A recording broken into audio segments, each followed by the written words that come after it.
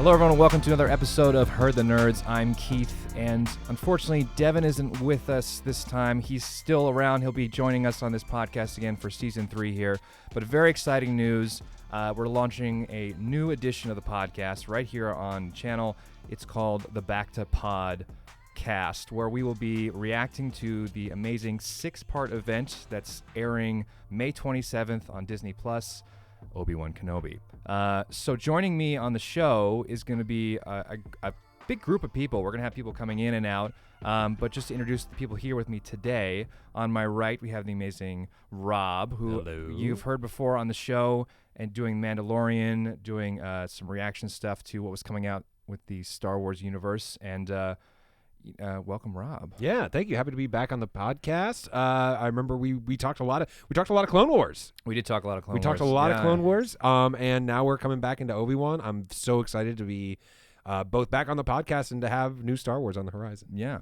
And to my left, the amazing Cam.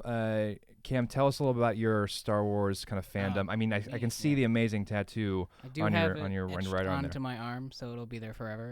I mean, Star Wars has been a part of my life forever. Honestly, I don't have a foundational memory of watching them for the first time because I was probably watching them from birth. My mom got the original I have the original VHS tapes before they were remastered, and that's what I would watch as religiously as a child. Now, did Han shoot first in that version or no? He probably shot first. Okay, yeah. That's the correct answer. Another really exciting piece of news is that we're adding a video portion to the podcast. So you'll be able to see us as well as hear us. We have some amazing set deck going on today, some stormtroopers, some dark troopers, some shock troopers. Oh yeah, all the troopers, all the trooper accoutrements, and Vader, and of course, and some amazing T-shirts, I might add. Before we get into it, let's just talk about the apparel that we got going on here, because Rob, I'm noticing you have some anime going on the front of your shirt. This is one of two Star Wars anime crossover shirts I have, which is fitting because the other podcast I co-host, Cam being our producer on that, is the Anime Shun podcast. And actually, last time I was on the podcast, we were talking about Star Wars Visions. That's right. Yes, and I said that was my way to jam Star Wars down the throats of my fellow podcasters. And we watched it. We all loved it. Yeah, we all had a great time. I mean, it was excellent. Well, I mean, sometimes there were some that were better than others, but overall, a great experience. And I'm also excited for the next season of that. I mean, that's how Star Wars has good things and it's got bad things. Yeah, so I've got some sort of samurai Darth Vader shirt going on. If you're checking out the YouTube, you could see it. But it's just the warlord Vader on the warpath. This is the crossover between anime and Star Wars. Yes, excellent. Yeah, and for folks who are listening, we will be launching this on YouTube on the Herd the Nerds channel. So go ahead and check that out. Subscribe. You can see all this great gear. Cam, what do you got going on your shirt over there? I've got Empire Strikes Back. This is from the 40th anniversary. This is from the Disney store, right over there in downtown Disney. This is just all the action figures. Amazing. Yeah, the originals. Yep, the original Kenner ones. I mean, that's a throwback. Way back. Yeah. No, that's lightsaber coming out of the arm and everything. Telescoping, and then the Boba Fett, which is super rare. Amazing. Very nice. If only we had it here. Yeah. If only. Someday. Keith, what do you got on? Well, I have. Who are you wearing? I'm. It's the Met Gala, but for Jedi. Exactly. Mine says Jedi just do or do not, but it has the swoosh of a lightsaber instead of Nike. You see what they did there? Yeah. Yes. That's a dope Sponsor us, Nike. So I mean, as you can tell, we're just a bunch of nerds here to talk about Star Wars. And if you like the show, love the show, you're in store for quite the treat as we kind of from the hip fire about what we think about the show. These guys are just amazing Star Wars fans and will pretty much put me to shame as far as their knowledge goes, but we're here along for the ride. Now, so the way it's going to work is we're going to be putting out these episodes probably Saturday morning, Friday night, and they will be spoiler heavy, so just fair warning on that. If you want to go into the show clean, today we're going to be talking about the trailers, what's come out, what we know about it so far, so I totally respect that, but hopefully you guys are going to be as excited as we are about it, because we just watched the trailers together, and we all were sitting there with goosebumps. Absolutely. Every time I watch it, I still get when they kick in through a so face. good. Oh, it's my just gosh. it's the greatest hits of the prequels, and like certainly we'll have some healthy speculation today. But I'm spoiler avoidant. I'm not reading leaks online. no, I'm not absolutely checking not. any of No, that no, out. no, So yeah. anything we mention today could be very wrong. Yes. Yeah. So feel free to journey on that with us. We have maybe some informed opinions, but not to say we know everything that's going to happen. I think today is really just getting everyone excited and talking about what's going to happen on May 27th. So, Yeah. On that note, Cam, what are you most excited out of the trailer? Like, what was the thing that kind of got you really going? And you said the music was like a Music is. I'm really looking forward to John Williams' Obi-Wan theme. Supposedly he composed something. It's gonna be great. Besides that, the Inquisitors. I'm ready to Yeah. see more lightsaber battles. That's what I'm ready to see.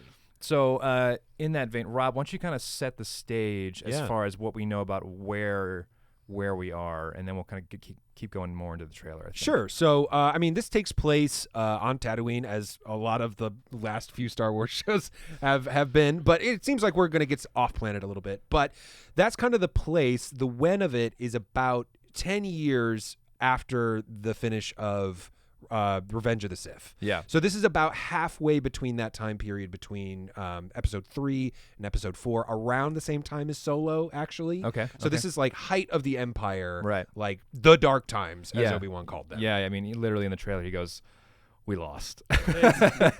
Obi-Wan is down bad for sure. He's having a tough time of it. So this is a point where Luke is obviously he's running around. You see in the trailer he's pretending to fly ships. just like his dad. He wants to go see the stars. I mean that Little pod racer turn. it's working moment. It's just I was waiting for that. Anyway, continue. Absolutely. So at this point, without getting too much into the trailers, just to kind of set the world that's going on at this point, as Cam mentioned, the Inquisitors. Mm-hmm. So this is sort of a more recent addition to the Star Wars canon, as far as the 40, 50 years it's been out. The Inquisitors are essentially Jedi. Suspiciously all Jedi, like alien races that look evil. Yeah. But these There's no like bunny rabbits that are coming out. no, they all have bad like lightsabers. shark teeth and like lizard eyes and Red just, war paint. Yeah. it's just like you look evil. Like I'm not into We get it, necessarily yeah. profiling, but it's just like if somebody was gonna flip, I'd pick that guy. But they all were Jedi at one point. Uh-huh. And I won't get too much into spoilers if I can avoid it, but a lot of these characters, there were a lot of Inquisitors were introduced during Star Wars Rebels, the animated show, which takes place about 5 years after this. Yeah.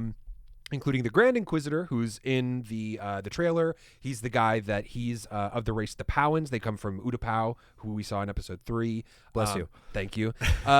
So he's the leader of the Inquisitors, and then underneath him, there's like a rank of like both men and women that are referred to brothers and sisters, usually in their rank by like first brother, second brother, third brother. Oh, interesting. Okay. Or sister, of that same thing. So we've met a few of these throughout the canon. Some of the more recognizable ones are obviously there's the Grand Inquisitor. There's also the fifth brother who appears in both Rebels and is seen in this trailer.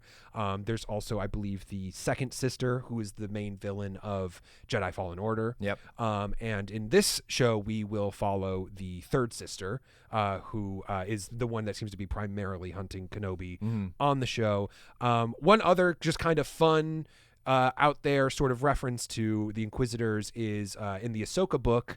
Ahsoka fights the sixth brother, and after defeating him, takes his red bled lightsaber crystals, his kyber crystals, and cures them and heals them, and those become the crystals that she uses that become her white blades. So her white blades are actually cured red crystals. Wow. Healed red crystals. That is a deep cut.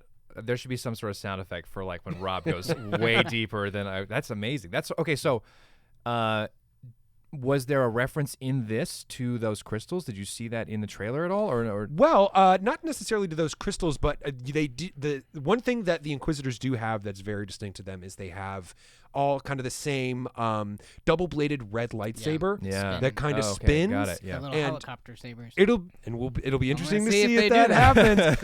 A bit of controversial whoosh whoosh quote unquote bits of the Inquisitors is they have the spinning blades. Now on Rebels, it is shown that some of the Inquisitors use them basically as little helicopters to like fly around. That's right. I have Yes. seen that. But okay. Like Yeah. little gliders. So Yeah. I think that works for the cartoon. Some things don't transfer for animation to real life. live action. Yeah. We'll see what they do. What? We'll see what they do. I don't understand. We'll That's see. never happened before. Yeah, but overall, I'm with Cam. I'm very excited to see the Inquisitors. So that's kind of where we're at. That's Okay. sort of what's going on. And to kind of give you an idea, I know we talked about Kenobi's sort of down and out. Yeah.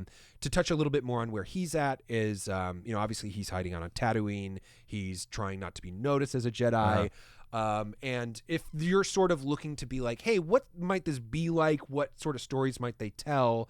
Obviously, we have an idea that it has to do with the Inquisitors, but there are a few issues of the Marvel Star Wars line where Luke comes into possession of some of Obi-Wan's journals that cover his time interesting. on Tatooine as he's hiding out. And he's essentially journaling these things because he's like, listen, Luke, like your uncle doesn't want me anywhere near you. He basically leaves these journals behind for Luke, and there are kind of like one-shot Marvel stories interspersed throughout the Star Wars main run of comics that are like, hey, here's a one-shot of just like Obi-Wan Kenobi having to deal with Jabba the Hutt, or Obi-Wan Kenobi having to deal with... So a little kind of kind of like an anthology of just separate stories. He's dealing with the gangsters on Tatooine that are trying to rob the moisture farmers. But how does he do that without outing himself as a Jedi? Yeah. So if you want to kind of like... I know we're very close to the release of the show, but if you're already aching for... How can I read about Obi-Wan during this time? Check out the Star Wars run of comics from Marvel. They've been really fun, and both that and Darth Vader, they are canon to the story, so they fill in the gaps between. So they have referenced movies. these for this show, assuming so. Yeah. So right now, from what I understand, they had done a run of Star Wars and Darth Vader comics that covered the grounds between 4 and 5, which I haven't read all of, but I've read a lot of. And then they recently, I believe in 2020, started another run that's between Empire Strikes Back and Return of the Jedi. That's so interesting. Yeah. I feel like that was always part of the fun when I was younger and the movies were coming out, is like filling in the gaps between what happened between the series. So part of, like, I would read some of the books that were like way before everything or way after everything, and are they now considered expanded universes? I think they're calling it Legends, which is like Legends. It used to be essentially expanded the Disney code for it doesn't count. Basically. that's a little bit longer than a long time Yeah. ago. a different galaxy far away. Exactly. That's their Star Wars What If, essentially. So you said the Marvel Comics is a great resource. Star Wars Rebels, Clone Wars, I would say. I mean, if you want to get into that, I think it's a great kind of backstory to. It gives you more background to Kenobi. Yeah. Which I think is, if this show is about, it's called Obi-Wan, so you're going to want as much backstory as you can get. I would just say we'll probably fill in some great gaps for this and also add to it when you're watching. Well, and on top of that, it'll give you that relationship of him and Anakin a lot more than the 1, 2, and 3 give you. It's true. Which, I mean, he's going to be a part of this. Darth Vader, they're supposed to clash lightsabers again in this show. Yeah. We'll see. So, and I know Hayden Christensen said he watched a lot of Clone Wars preparing for the show to Good kind for of see him, man. Anakin's journey outside of the movies and see their relationship more. Can we just talk about the courage of someone like Hayden Christensen to come back to God love him. I mean, like, everyone loved Ewan in the first 3, and it's kind of like the shining light of it, but there's some serious hate out there for Hayden Christensen. And for him to come back and just be like, I'll do this. I mean, I hope that means that it's I think there's enough love and appreciation for it now. Yeah. I think it's definitely once these sequel movies started coming out, I think people started appreciating the prequels a little more. Yeah. So I applaud him for coming back to the role, but I'm really excited that they're bringing back a lot of those actors, especially who plays Owen Lars. I forget the actor's name. I said Ben before, but yes, I meant You Owen. meant, Owen Lars. I'll leave. I'll go now. Thanks, guys. God, Sorry. get out of here. You know who I meant if you watched the trailer. Was it Edgerton? Yes. Yes. Joel Edgerton. Joel Edgerton, Yes. and they just kind of had a stroke of luck of casting him back before he was before known he was huge. and now they can just he's a great director too. There you go. Yeah. I mean, they kind of lucked out in that casting that he kind of he blossomed into this well-known, well-recognized actor and director, and he's just now he can bring those chops, go toe-to-toe with Ewan McGregor, and it's like you can build on that tension. Which I'm excited to see. I always felt bad for Owen and Uncle Owen and Aunt Beru, because like after they get smoked out, Luke leaves them behind without a second thought. What is he gonna do? He can't Talks bury about them? again. He doesn't even bring them up. Like, man, that time that they took out my aunt and uncle really. There still wasn't just time for it. Sits with me. There was not time. There was the shiny lightsaber with the little thing that went pew pew in his face. Owen was probably difficult to live with. Quiz. What is that thing called? The training remote. Yes. The training remote. Yeah. Do you know the answer to this? Nope. I just I think it's just called a training remote. Okay, I all want to right. say, but don't comment hold me down to it. below if you guys know what the name of that is. The droid numbers. Tell us if you know the Yeah, numbers. exactly. it's popped up a few times. That's awesome. Okay, great sort of backstory backfill. Cam, we were talking about the trailer. Yeah. I think one thing that I'm very curious about is how they're going to tell the story. As far as it feels like we're going to go from like the bad guys to the good guys and like back and forth, like timeline wise, and then they're going to collide at some point. Star Wars has my always prediction. been very good at giving us that dual storyline where it has some of the villains it's following and it has the heroes it's following, Yeah. and of course the paths have to cross. Yeah. So I think they're going to carry that through, and I think they're probably going to, or I would like if they center around that one sister who seems to have a lot of play in like hunting down Obi-Wan, and I'd like to see kind of more of a backstory on her, maybe as she became an Inquisitor and kind of what that process is. Right. Because you don't really see a whole lot of these Jedi, fallen Jedi, who've become these Inquisitors. And like maybe some of them had a passing relationship with Obi-Wan at some point in the temple. Maybe there's some beef, maybe there's a vendetta, maybe we'll find some more backstory on that. I think that would be an interesting aspect. Yeah. I mean, it certainly that is a very interesting aspect. And two, I'm without trying to get into spoilers for other shows on this, like Rebels, but you find out that a lot of these Inquisitors they're turned under duress. They're tortured essentially to be like, well, your options are help us hunt Jedi or die. So Right, or your entire family dies, or like you get tortured. Or we just torture you forever and you don't die. Yeah. Exactly. So it would be. I am interested to see how conflicted she is. How what is propelling her forward, because I mean, Star Wars obviously is often portrayed as a story of black and white, evil and good. It's very stark, but I think when you start looking at it, it's actually very gray, and it's about redemption, and it's about how far can you go down one path before it's too far. Yeah. And conflict. It's all about the conflict between good and evil within a person. I think that was the really interesting part about the prequels for me. I mean, yes, there's a lot of gobbledygook and all that stuff, but Midi-chlorians. Midi-chlorians.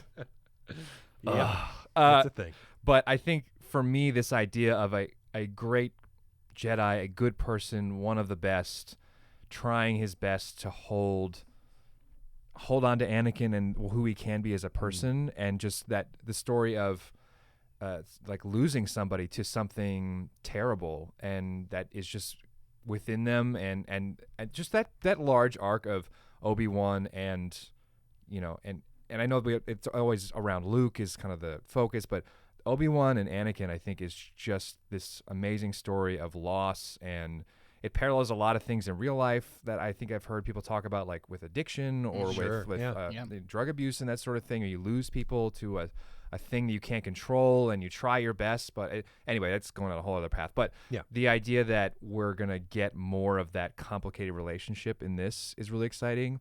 And I think, just hearing the Darth Vader sound in the back, I mean, everything goes like, ugh. You just get excited, Yeah. I mean, there's one line in there that from the third sister. There, she shouts like, you can't win, Obi-Wan. Like he'll find you, and it's just like who she's talking about, and it's just like, ooh, they're gonna meet up. Which, full honesty, when I kind of heard and this came out that we were gonna probably see on the show, I'm assuming we're gonna see on the show a clash between Obi-Wan and Darth Vader. My first reaction was like, ooh, I don't know if I want that. Really? Agreed. I was I was like, hell yeah, let's do it. Because I mean, Revenge of the Sith, that lightsaber battle, are you kidding me? It's great. It's fantastic. There's been a lot of discussion between, there's a specific part in episode 4 when it's become more ambiguous on when the last time that Vader and Obi-Wan met each other, and it was assumed that this was the second time after episode 3, that they had no contact until episode 4 when he takes down. Yeah, when I left you, I was the learner. Now I am the master. That's what his quote was. Now you can get specific with that quote and say that was episode 3, or you could say that he's been the learner the whole time and now he's become the master. So they could have had an altercation between the two times, and maybe Vader kills or thinks that he kills Obi-Wan in this time and moves on, and that's why he's more surprised to see him in episode 4. Yeah. But that was kind of the issue with me is I was like, how are they going to do this that's not going to upset kind of this what's been set up before? Well, we'll see. We'll see. I don't know. I've come around. I've come around Same. to the point where I'm very excited. I'm ready Good. for it. I want this to happen. I am absolutely down for.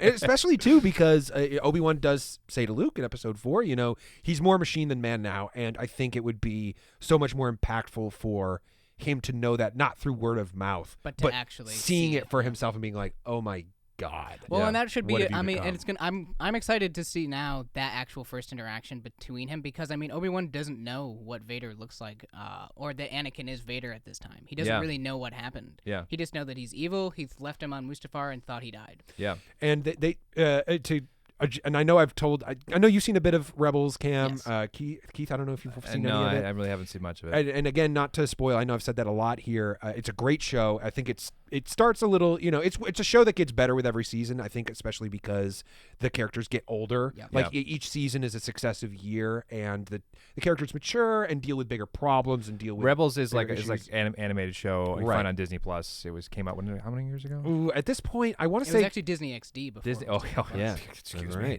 Because I think it came out that year that we went to Comic-Con, because I That's remember right. there was a lot That's of promos. right, So that would have been yes. around 2016. Where this is from, actually. Yeah, 2016 sounds about right. If not 2015, Yeah. maybe a Anyway, little the earlier, internet but will know. yeah. Somewhere around there, but there's a great little arc that I won't talk too much about because it's just wonderful seeing it for the first time in a very painful way when Ahsoka runs into Vader Oh, for yeah, the that's first a great- time, that's a and great she scene. has to Yep. deal and reconcile of Yeah. knowing And then it is. and then seeing the finished Clone Wars and that whole interaction and that kind of intimate moment they have, that's the last time that Ahsoka sees Anakin as Anakin. Yeah. And if she had gone to assist him, would he have become Vader? I don't know. And You she's don't know. carrying her with that. Yeah. Carrying that with her now. So yeah, seeing these characters who know Anakin so well when he was the hero Yeah. now as this very dark, very troubled figure is just like like you mentioned, it's very painful to see Yeah. somebody that you've truly lost that Yeah. way. Yeah. I think as an audience member, we got to see, like you were saying, Vader, tilt up and then scream in pain, and we got to see that, but literally no one else has. Yeah. And so I think that's a really good idea. Like the idea that at some point Obi-Wan's probably gonna see you. I mean, he has to. Yeah, he's got to. He's has He's to. got to see what he's become. Just on a technical level for the trailer, though, I want to say it's a really well cut trailer. Oh, Yeah. very. And I have to give that credit because trailers these days they tend to give us so much. They do. And they just Yeah. you end up finding the frame later on. And you're like, oh, I know what's about to happen here. Yep. There's one or two shots where I'm like, okay, this is clearly a climax of some event, but it was so quick. They used the music. They used very minimal dialogue. They didn't give away, but they gave us, Ewan on screen, and just it was just exactly the taste that we needed to just, because you could honestly not put out a trailer for this and people would watch it. Oh, yeah, 100%. absolutely. That's what I was going to say is that Star Wars kind of expands beyond that, whereas they can get away with showing you a more ambiguous trailer and give you some really good music that reminds you of way back when, Ugh, and still that get you to choral watch music it. just gets me. It's every time. very good. It's just amazing. But- Robert, I see you scrolling through IMDb here. Yeah, because I don't want to get ahead of myself. But I know we've been talking a little bit about what are we most excited for. And Yeah, now that yeah. we're talking about the music. One of the things I'm most excited for is that John Williams has come back. yes. yeah, To yes. compose Yeah. a theme Yeah. for Obi-Wan specifically, because he never got the chance to do that for Mhm. the character, Mhm. because the prequels focus so much on Anakin, and then he's around, so he's only around for such a small moment. Yeah. To the point where a lot of the times what's been labeled as Obi-Wan's theme is the Force theme, but I think it'll be great for him to have his own Yeah. motif and Yeah. theme that can come out through the show. But I know that the person doing the rest of the score is this woman Natalie Holt, who has worked on some That other name is Disney familiar. projects, including Loki, which I enjoyed the soundtrack Yeah, for Yeah, a bit. Loki soundtrack was fantastic. She also did Paddington, which I've Wow. not seen the Paddington That's movie. supposed to be a Listen, fantastic movie. It's got like 100% on Rotten Tomatoes. It or something. is worth every single tomato. Let's put it that way. Perfect. It is certifiably off the vine fresh. But we're doing a Paddington podcast after this. At- Get excited, just everyone. rolling right into it. Just go right from this to Paddington. It fits right together. But so I'm very excited for the music in general, just because I like both the main composer they have for this, but also just I love John Williams and I love the music of Star Wars, and I listen to it just to while I'm doing work or while I'm taking a walk, and just in the shower, while I'm eating, while I'm brushing my teeth, doing anything as I'm falling to sleep. It's in his headphones right now. Actually. I'm constantly listening to it. I listen to metal covers of the songs, which I can put you guys on after this. You put me on. That should be the outro if we didn't get copyright strike. Oh my god, it's so good. It's from this band called Galactic Empire. They put out amazing. They put out a cover of the Boba Fett theme, Book of Boba Fett. We're gonna link theme. that. We're gonna link that to that cover because there's no way that the world should not know about the metal cover of. I want to tell everybody about Galactic Empire. They are no joke, one of my favorite musical acts. Does everybody go out on stage like this? Just like they should. They're all dressed in different Imperial outfits, so it's just hilarious. For the listeners, I just did one of Obi-Wan's famous forking you with the Force. His what style is Cam? Do you know the lightsaber? Is he? I don't want to get it wrong because Star Wars people I think are he's style 3, something like that. It's got a name too. I think it's Shai Cho or something like that. Yeah, that's where we get into it. I look. know there's 7 so styles. Out of my league. Amazing. I know what styles some of the practitioners are, but I forget. I think he might be style 3, so which I believe that pose is from. But anyway, all that to say, yes, very excited for the music. Can't wait to hear Listen, more. if it's style 2, you guys are not coming back. We're gone. That's all I'm saying. That's it. That's the If it's style podcast. That's the BACTA podcast right there, wrapped up. So okay, we talked about Form 3. Rob is correct. Ooh. Boom! Wow, called it. We need somebody. We need a guy in the booth. I think we're gonna to do some Star Wars factoids. We need our fact checker. R2D2. We'll yes. get our own little R2D2. R2. It's actually more of a C3PO job, I would say. Oh yeah. A little bit. Shut up, Goldenrod. Just get back there. Shut him off or shut him down. Keep going, please. So we talked a lot about what we're excited about. I think it's important to, and we won't go too far down the worry hole, but what are you guys kind of a little bit on edge? We kind of touched on it a little bit, the Anakin of it all. Yeah. I think for me, the thing that I'm a little nervous about, and this is kind of surprising in considering the budget and everything, is the CG. And here's why. The more we see of the technology of the volume, the more we see on Mando and Boba Fett, the more they do them, the seams have become a little bit visible. I can see that. And I do feel like this new world it looks like, we don't know what that other planet is. Mm-hmm. My money's on Coruscant, but that's just me. Could be. It looks very Coruscant Blade Runner. feels a little too close to home, and the buildings look a little smaller. I'd say maybe something more like Corellia or something like that. Oh yeah, could be. Okay. Yeah, Okay. Corellia could be it. But I just think that they do really well with the ships coming in, the ships going out, Space and all the that. space and all that stuff. Them inside the ships is great. But it's when we get into these person standing on the edge looking out, and they do these and you're just you're not looking at a large vista. You're looking at a tennis ball. You're looking at a video screen Yeah. showing you what we're gonna see. Yeah. So I'm a little nervous about that, but the best part about that is if the show's good enough, we're not gonna give a crap. Exactly. No. We're not gonna care. No. Because if anything, we care about the story. We care about Obi. We care about all the great stuff, and I'm very excited to also see the advances that they make in that, because it's only getting better. Well, yeah, you can even see that from Mando season 2 to Boba Fett, just the visual effects with Luke and de-aging him and making him a new he character. looks so much better. It's almost night and day comparatively the technology. So I'm very If excited. only they had worked better on the streets of Tatooine. There's If only.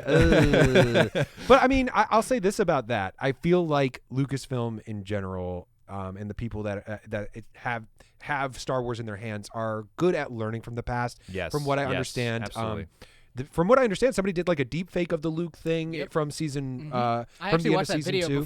before they basically took that technology back. Okay, we're gonna redo this now. Yeah, my understanding is they hired the guy that did that deep fake That's to be awesome. come help us. Clearly you know what you're doing. Yeah. Come do this. The fact that they're re-embracing a lot of practical effects, I think, is a part of the magic. Because you're absolutely right.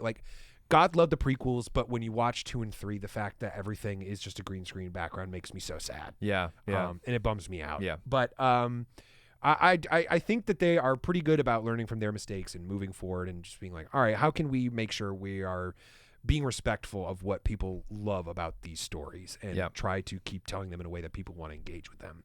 You know what's interesting actually about the CGI and the prequels, especially in 2, a lot of the backgrounds aren't digitally made. They were shot in miniature sets, and then they would put that in. So a lot of the Camino hallways, they had a camera going through a miniature set, and then they put Obi-Wan on that.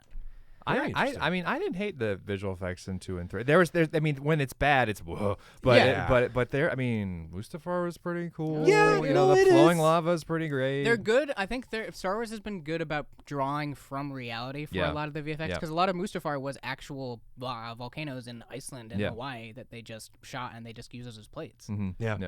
And I mean, looking at it now, the CGI now, like especially in movies like Rogue One and the space battles, they've definitely got a lot of it down, I think. And I'm excited to see it for this. Well, one thing in my very brief time that I spent working on Star Wars, I was privy to this amazing thing that they have at Lucasfilm, which is basically I don't think it's called the archive anymore, but it's basically the archive, and it's this database when you work at Lucasfilm in certain positions where they have every character, every ship, every planet, every building, Let me in. and it's every version of that. Like it's basically Wikipedia, but on a whole other level. Like how tall they are, how much they weigh, what they appeared in. This is what their version, the first they came up with. These are the, I mean, it's just every detail you could possibly imagine from every iteration of Star Wars ever, and it's like all accessible to a lot of the creative people that are there. They were just kind of rolling it out when I was working for producers working on Rogue One and Solo at the time. Yeah. And it was amazing to see. So that sort of thing is what gives me hope. It's like, okay, they're not just like throwing it out there and then it's like, oh yeah, remember that thing? It's like they know. Yeah. I mean, even the mouse knows all. I was gonna say, even so far as and there was a very famous Twitter post from Rian Johnson after he got criticized, I think, for the force projection from Luke, and he was just like, he made this Twitter post of being like, okay, I pulled out this book. And here it is in the Jedi archives of where that force power comes from, and so it's absolutely something that has existed before this movie. Yeah. So there you go. Stuff that in your nerds. I love that when he did that. Stuff that in your lightsaber. Yeah. Amazing. So yeah, no, that's awesome to hear.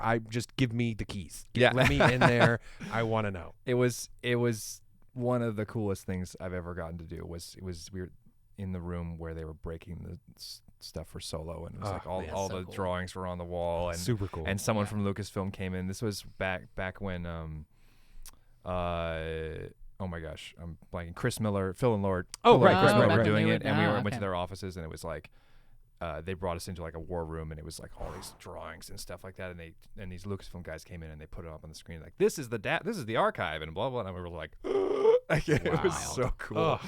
Super cool. All right, but anyway, so what do you guys? You were talking about what you're worried about. What I'm worried about is a little bit of what I think happened in Boba Fett. Is the show itself getting a little too bloated and trying to introduce too many characters that may not be pertinent to the story at large, but they're like, oh, he's in a comic, so let's pull him and throw him in there. And I'm like, I appreciate them doing that, and I haven't read all the comics, so I may not know some of the characters, but I do appreciate it. Whereas I don't think that they should give those characters as much limelight as Obi-Wan, and I don't want his story to be brought down because they want to bring in more people for more shows. Yeah, I think the guys on the Ringerverse said it best. I think it was Van who said this, was that like Boba Fett turned into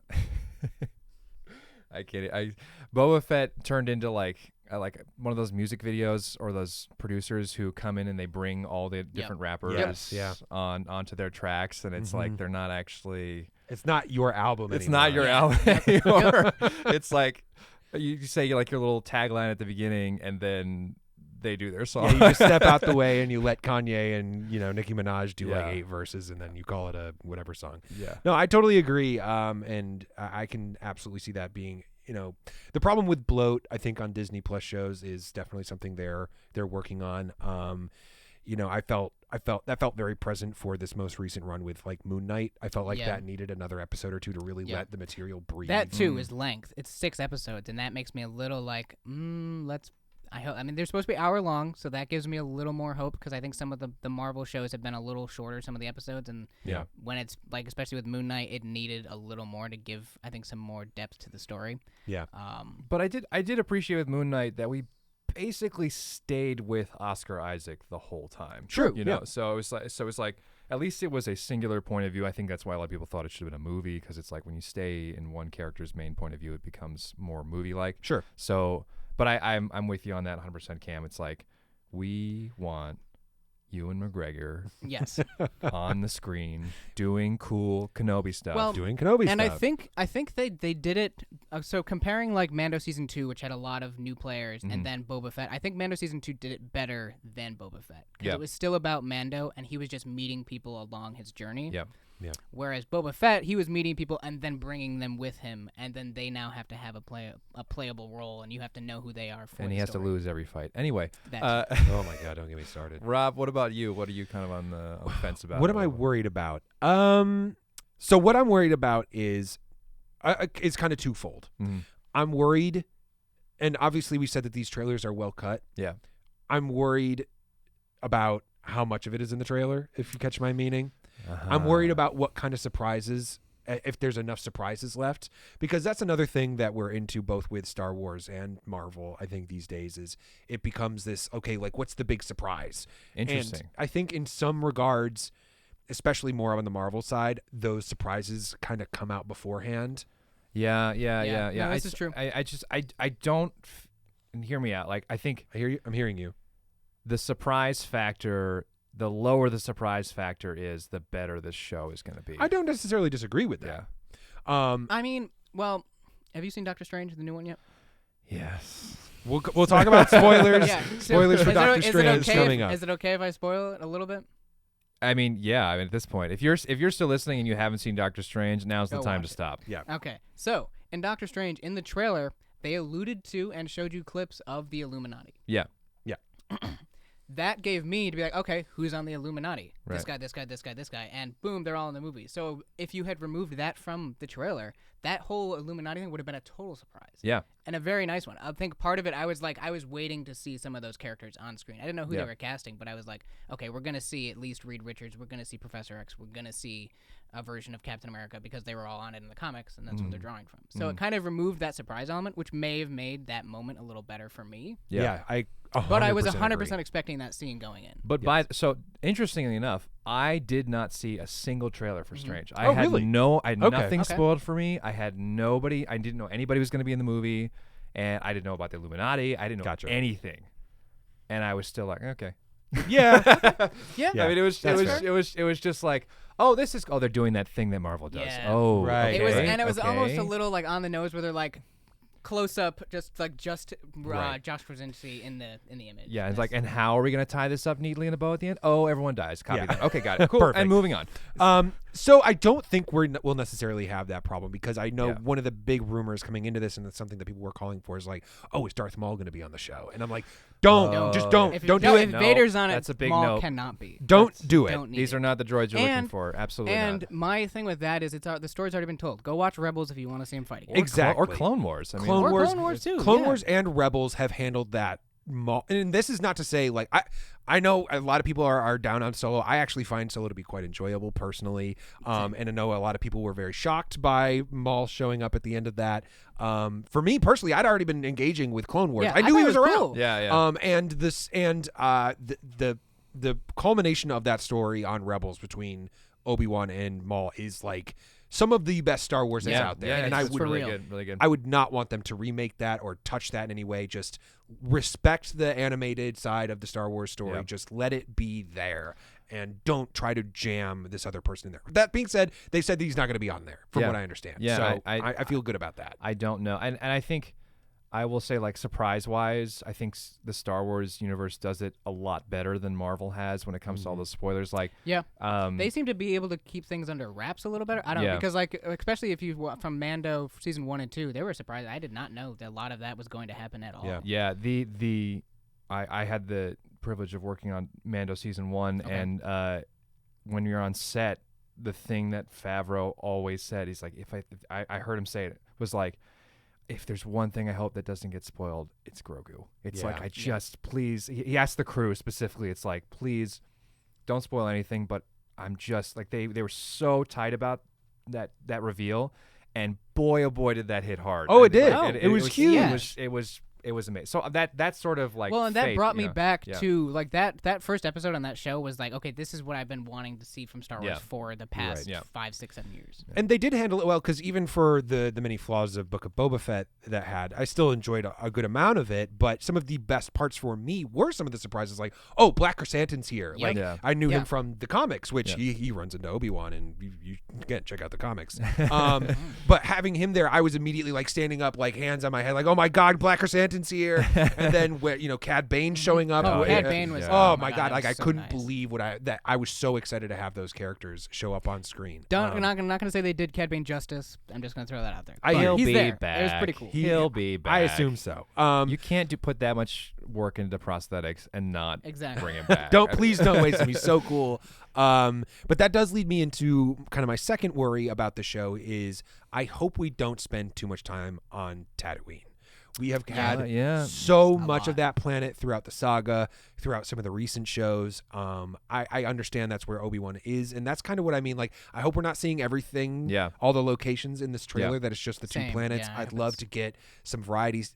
Not to say that I want to see, it's only 6 episodes. Yeah. I don't necessarily need to see him on a different planet Six-part Yeah. event. every episode. It's a Six-part six-part event. But I just hope we aren't spending too much time in a space that has already been explored so deeply. Yeah. I'm Yeah. very excited to see this new planet, whether it's a new planet or Yeah. whether it's Corellia. It would We be could great. use a new planet. I mean, I would Yeah. not Always always It's fun. a huge galaxy. We don't gotta go to the same place. all the Exactly. time. Let's just see some new stuff. Let's let the wonder take over. Let's just see some cool creative things. You know what it does remind me of, though? And I don't know what the planet is, but the planet that you first end up on in Fallen Order. Sure, that's, yeah. that's all the like the Yeah. junk and stuff like Mhm. that. Like, but it's kind of lit up. That maybe I don't know what planet that is. I but- know. I forget the name of the planet. I know that came back in Bad Batch. There you go. They do make a stop there in There you Bad go. Batch. Yeah. And another thing I think is exciting for me because they've done it well before, which is in Rogue One, which is this idea of at the end of this,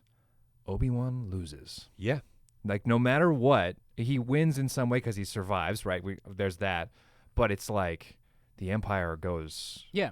Yeah. The story continues forward. Right. And So we know what happens. it's like, in Rogue One, I mean, they just beautifully handed it off to the next version of this. And I wonder, part of me wonders if this is going to hand off to one of the other movies that have come out. Could be. Right? Or something along those lines. My guess, that leads me into one of my worries, Okay. which is like, are they going to try and hand this off to something that we're like, that we're not gonna see. Yeah. Like- Is this Yeah. just a soft pilot for something? I hope it's. I'm really hoping it's self-contained in Yeah, itself, yeah. and it's like that. I don't need it to tell me there's something else coming. I know you're making more Star Wars stuff. You don't have to make this a setup for something else. yeah. I think, based on just kind of what I've heard from the production, which again is not much. I haven't read up on anything that's going to happen on the show. Just but everything else in the Star Wars universe. everything else, like I said, informed opinion. Yes. But knowing that they had the scripts for this show, looked at it and were like, this isn't right. We need to go back and we need to rework this. The fact that they cared enough to do so, and it seems like they want to get it right, and they seem to really want to pay tribute to, I think, especially fans of the prequels. Yeah. By bringing back so many of these people, by bringing back Hayden Christensen, Ewan McGregor, I think they really want to get this right. Yeah. And I'd be surprised if they tried to be like, oh, and this is a spinoff into, the series DP Dory, the droid at Tashi Station. If you there's know what I some mean? stupid little like kids toy droid or like It's like, Star Wars, It's so gonna like, happen. Actually, There will yeah. be one, but There- just I'm They at. teased it in the trailer, kind of that little thing Oh, that was that in little- his hand, yeah, and it little did like a thing. beep boop beep boop. That's Yeah. that's It a can toy. be in there. I'm begging you to show some restraint. Star I'm looking Wars- into the camera. It's I'm all begging about you. merchandise, Rob. It's been about merchandise clearly, since the beginning. Absolutely. as you can see Look, by I- all the things that we're holding It's and been wearing. Just about- make it cool. They're gonna do it. Just make it cool. all right, That's I'm begging the thing. you. Guys, No,